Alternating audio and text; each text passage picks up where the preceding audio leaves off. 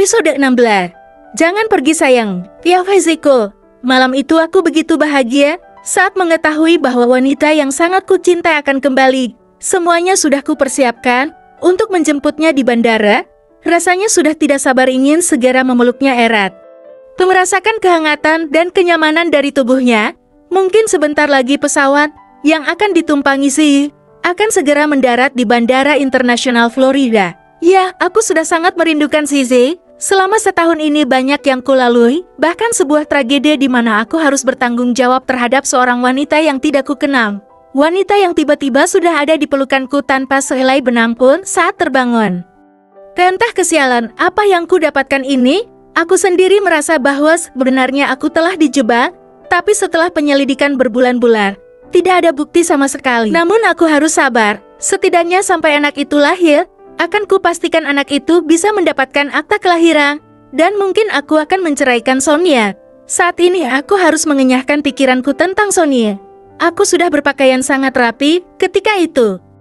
Menyemprotkan parfum dengan aroma kesukaan Ziziku, tampan. Itulah kata-kata yang sering Sivana ucapkan saat aku sudah berdandan seperti ini. Memang semenjak aku menikah dengan Sonia, aku jarang sekali merawat penampilanku. Untuk apa juga aku berpenampilan rapi? Kalau Sisi tidak ada di sini, bagiku tidak ada yang harus ditampilkan dari diriku untuk Sonia. Mau kemana Siko? Tiba-tiba Sonia menghadangku, bukan urusanmu. Aku terus melangkah menuju pintu keluar, tapi tiba-tiba ada sebuah lengan memelukku dari belakang.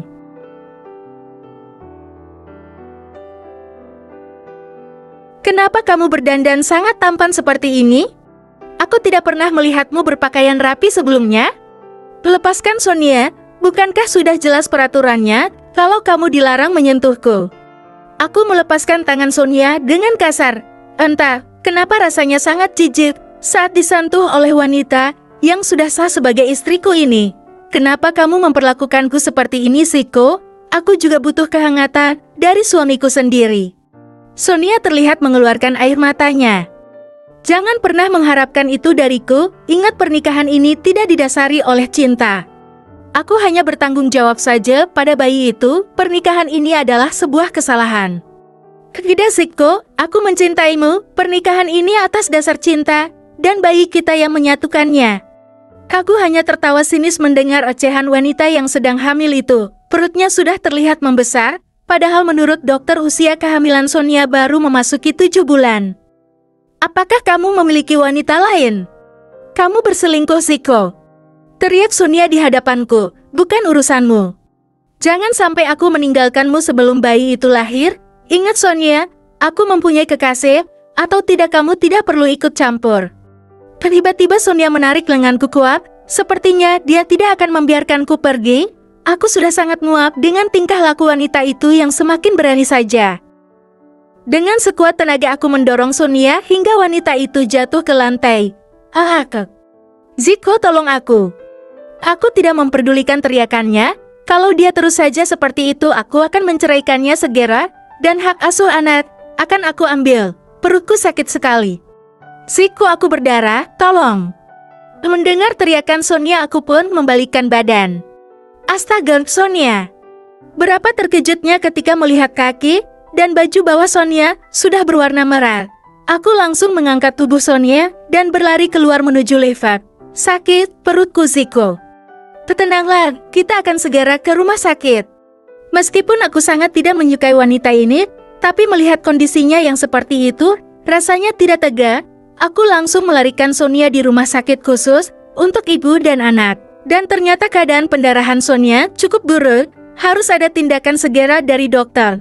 Aku pun menyetujui operasi untuk mengangkat bayi itu untuk menyelamatkannya. Dan ya, karena kejadian itu aku melupakan untuk menjemput Zizi. Aku hanya mengabari mama bahwa aku sedang menunggu Sonia melakukan operasi. Setelah hampir 2 jam akhirnya operasi itu berhasil.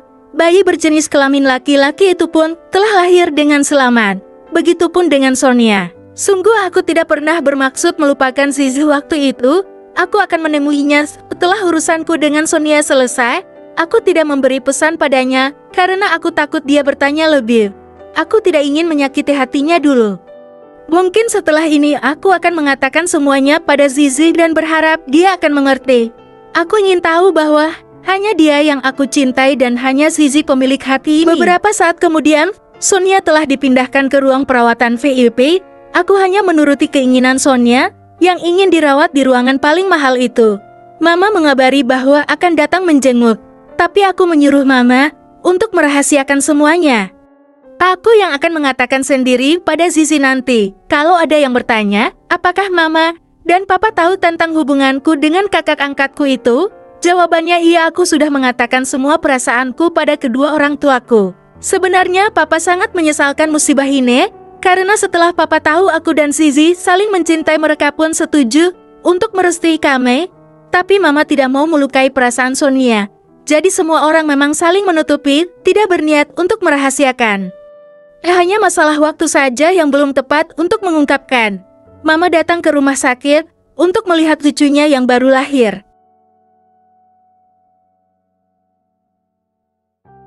Entah kenapa aku masih sangat sulit untuk mengakui anak itu.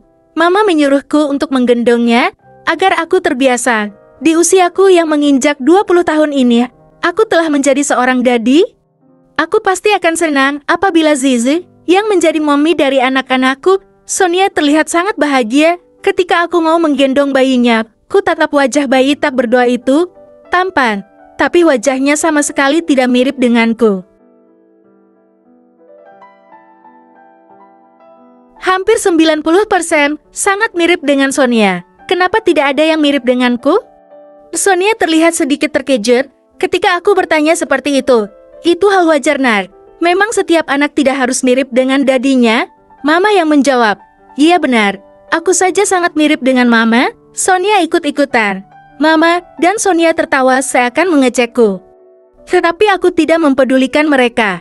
Aku masih mengamati wajah bayi yang masih berada di pelukanku itu. Tiba-tiba terdengar pintu ruangan terbuka Zizi. Betapa terkejutnya saat aku melihat siapa yang ada di pintu itu. Aku melihat wajahnya yang datar tanpa ekspresi apapun. Zizi tidak mau mendengar penjelasanku dan menepis tanganku kasar. Mama juga terlihat sangat sedih dan merasa bersalah. Tidak Zizi sayang, aku bisa menjelaskan, tolong dengarkanlah penjelasanku. Zizi tetap tidak mau mendengarkanku, dia mendorong tubuhku kuat menyebabkanku terjatuh. Zizi berlari dengan sangat cepat, aku pun mengejarnya sambil berteriak memanggilnya. Tidak, aku tidak mau Zizi salah paham padaku. Mungkin dia akan membenciku selamanya, tapi kumohon sayang.